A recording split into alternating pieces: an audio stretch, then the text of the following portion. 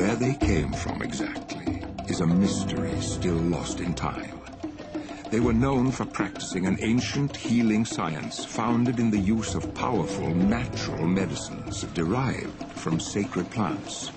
Venturing from island to island across the perilous seas over a course of centuries, stewards of the ancient gifts, they carried forth their treasures, planting and nourishing these wonders of nature, which would bless their lives and the lives of generations to come.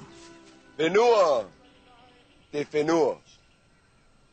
Te rai, e te rai. E te atua e. Mai te mai te e hotu.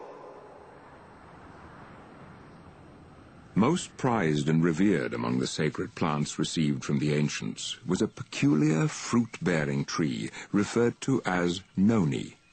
Not a simple food staple, as were many of the plants born here by the early settlers, the precious noni was rather the quintessential secret to health and healing.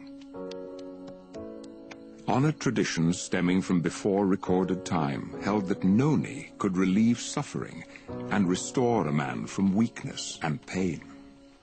But this gift of the ancients was more than a curative to be used in times of distress.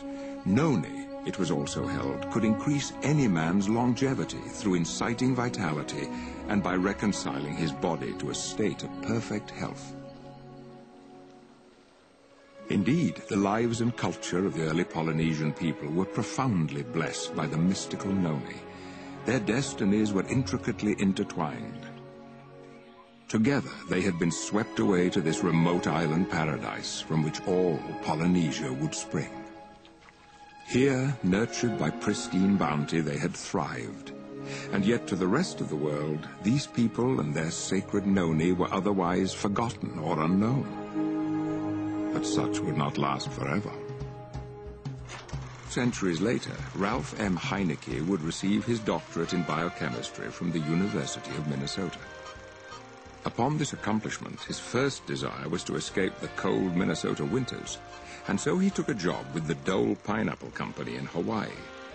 My assignment was to find application for the enzyme which I had developed a method for producing from the pineapple stem. Here was this tropical island with many plants which I had never seen before, and among them was a strange green fruit called noni. And the Hawaiian people told me that was a very important medicine. Based on the findings of his research, Dr. Heineke would publish key articles in several scientific journals. Within only a few years, these articles would spark the interest of a man being led on his own journey of discovery. Through the initial discoveries of this fruit, I realized the great potential. And it was when I came across a paper by Dr. Ralph Heineke. He described in this paper the mechanism of how and why it works. Everywhere I went on the island of Tahiti, the most interesting things happened. The native Tahitians began telling me stories of the nono fruit, how it helped their grandmother or their grandfather, their aunt, their uncle. I learned that there was a super abundant supply of the nono fruit on the islands of Marquesas, nearly 1,000 miles away.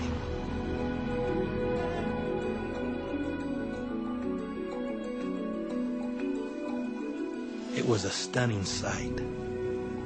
The valley was just full of this fruit.